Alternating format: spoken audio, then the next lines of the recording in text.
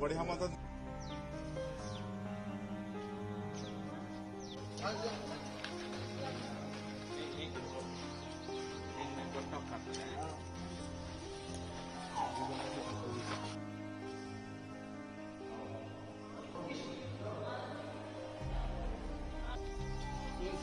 Pwede ko kami desperado.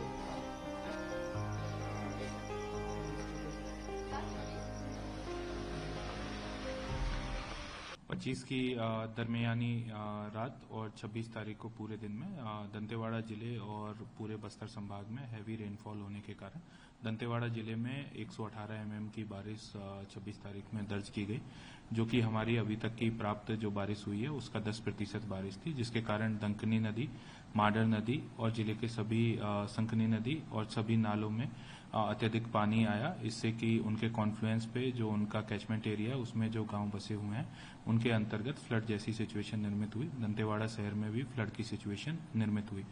इसमें तत्काल public को फ्लड से रेस्क्यू करने के लिए सुबह 9 बजे से ही रेस्क्यू ऑपरेशन चालू हो गए थे। सुबह 9 बजे गोपाल नाला में जो व्यक्ति पेड़ को पकड़ करके अपनी जान बचाए हुए थे उनको रेस्क्यू किया गया।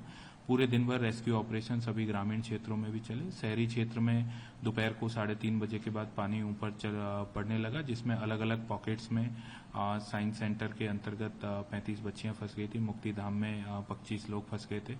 थिएटर में भी 12 लोग फंस गए थे। कुछ अलग अलग पॉकेट्स में सुरभि कॉलोनी है, उनके अंतर्गत लोग फंसे हुए थे। इनको बोट के माध्यम से एवं जेसीबी के माध्यम से तत्कालिक व्यवस्था बनाते हुए रात भर रेस्क्यू ऑपरेशंस चले। रात को 3:30 बजे आखिरी व्यक्ति को ग्रामीण क्षेत्र में से रेस्क्यू किया गया। सभी लोग बाढ़ में जो प्रभावित हुए, किसी भी प्रकार की बाढ़ में जनहानि नहीं हुई थी। उसके बाद में रेस्क्यू ऑपरेशंस के बाद रिलीफ ऑपरेशंस को तेज किया गया। बाढ़ में कुल 1102 लोग प्रभावित हुए थे, जिनके लिए 27 रिलीफ कैंप 27 तारीख को बनाए गए थे, जिनको ऑपरेशनल किया गया। रिलीफ कैंप में सभी को भोजन एवं कपड़ा, कंबल, अन्य सभी सुविधाएं दिए जा रहे हैं। इसके साथ साथ ही लोगों को वितरण भी सामग्री का किया गया ताकि वो अपना जीवन पुनः स्टार्ट कर सकें। जो जिले में पुल पुलियाएं क्षतिग्रस्त हुई हैं, कुल 26 पुल पुलियाएं क्षतिग्रस्त हुए थे, सड़कें क्षतिग्रस्त हुई हैं, उनके रिस्टोरेशन का कार्य प्रारंभ कर दिया गया। वर्तमान में भी प्रक्रियाधीन है। अभी जिले की कनेक्टिविटी जगदलपुर से, बीजापुर से बहाल कर दी गई है। बारसूर क्षेत्र में भी कनेक्टिविटी बहाल कर दी गई है। बिजली के क्षेत्र में टोटल 87 गांवों का बिजली व्यवस्था प्रभावित हुआ था। बिजली को अगले 2 दिन में 25 गांव छोड़ के शेष जिले में रिस्टोर कर दिया गया था। 30 तारीख की स्थिति में सिर्फ 2 गांव ऐसे बचे थे जहां पे कि बिजली नहीं पहुंची। आज की स्थिति में सिर्फ 1 गांव को छोड़ के शेष जिले की विद्युत व्यवस्था बहाल कर दी गई है। इंटरनेट एवं मोबाइल सुविधाओं को भी बहाल कर दिया गया है, उसमें भी रिस्टोरेशन का भाग कंप्लीट हो चुका है। इनटेक वेल जिससे शहर का पानी आता है वो भी क्षतिग्रस्त हुआ था, तो शहर में अभी वैकल्पिक व्यवस्था के माध्यम से बोर से टंकियों में पानी डालते हुए उससे वाटर की सप्लाई की जा रही है, टैंकर व्यवस्था से सप्लाई की जा रही है। इसी तरह समूह जल प्रदाय योजना जिससे कि 16 गांव में पानी जाता है उसको भी क्षति पहुंची है, तो उसके रिस्टोरेशन का कार्य वर्तमान में प्रक्रियाधीन है। वहां वैकल्पिक हैंडपंप एवं सोलर पंप्स के माध्यम से पानी की आपूर्ति की जा रही है।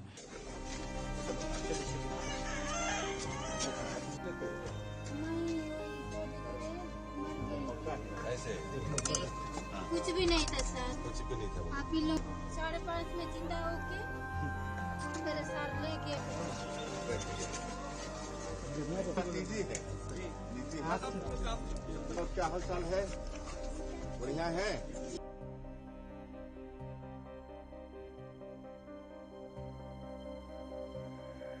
कई वर्षों के बाद बस्तर क्षेत्र में अतिवृष्टि हुई, जिसके कारण बाढ़ का पानी शहरों में भी घुस गया और मुख्य रूप से हमारे 4 जिले दंतेवाड़ा, बस्तर, सुकमा और बीजापुर ये प्रभावित हुए और विशेषकर दंतेवाड़ा और बस्तर इसमें ज्यादा क्षति हुई है।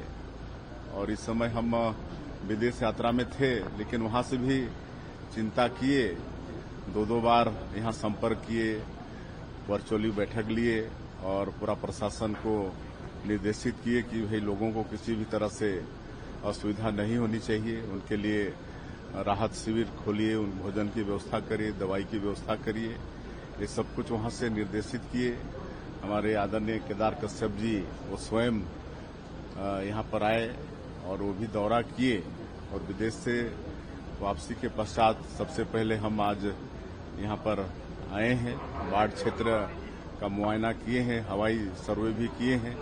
साथ में केदार कश्यप जी, टंकराम वर्मा जी, हमारे अधिकारीगण सभी आए हैं, देखे हैं। और यहाँ पर एक वार्ड में जो राहत शिविर है, हाँ, वहाँ भी गए हैं और मोहल्ले में भी गए हैं, वार्ड क्रमांक 9 में। और लोग पूरी तरह से संतुष्ट हैं।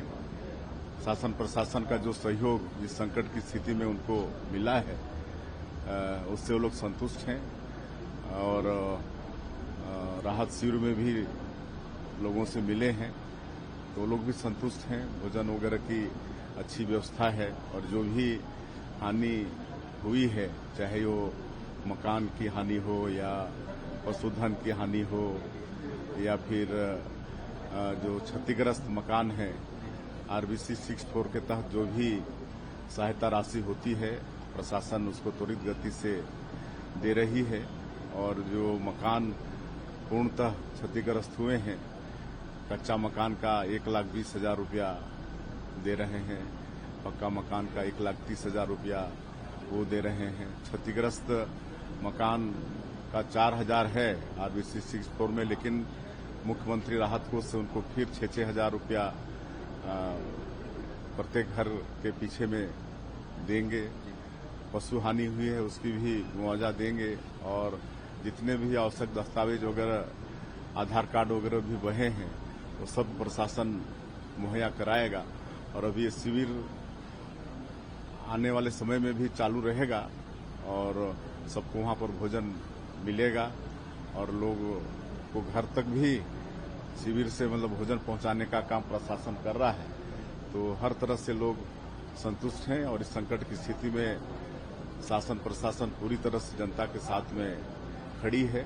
और शासन से जो सहयोग हो रहा है तो हो ही रहा है, लेकिन उसके अलावा भी नागरिक संस्था ये सब भी इस संकट की घड़ी में लोगों को सहयोग पहुंचा रहे हैं। कर्मचारी अपने एक दिन का वेतन दे रहे हैं, लोग आगे बढ़ के मदद कर रहे हैं, तो उनको भी हम अपने तरफ से बहुत बहुत धन्यवाद देते हैं।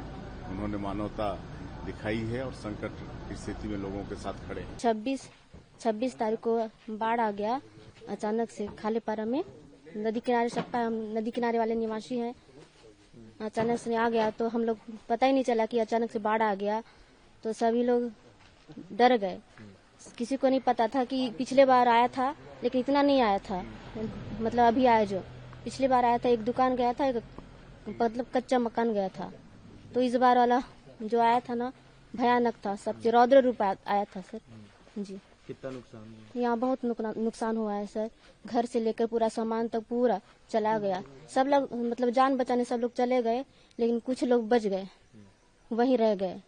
सब लोग इधर आ गए, शिफ्ट हो गए, लेकिन कुछ लोग का मतलब स्थिति बहुत खराब था। उन लोग अपना सामान सकने निकले हो रहे थे, लेकिन डॉक्यूमेंट लेके सब छत ऊपर, कहाँ कोई बिल्डिंग ऊपर कहीं कहीं रह गए। प्रशासन के द्वारा यहाँ क्या मदद मिल रही है? प्रशासन के द्वारा यहाँ मदद मिल रहा है, भोजन से लेकर चाय पानी नाश्ता सब कुछ राशन मिल रहा है, कपड़ा लत्ता सब मिल गया, लेकिन छत ही नहीं है हम लोग का। तब कहाँ जाएंगे सर? अभी तक कुछ मुआवजा नहीं मिला, ना कुछ नहीं मिला है। कलेक्टर, SDM, SDO, सरपंच आ रहे हैं बातचीत? हाँ आते हैं, सरपंच बहुत कर रही है सर, हमारे पंचायत के लिए बहुत की।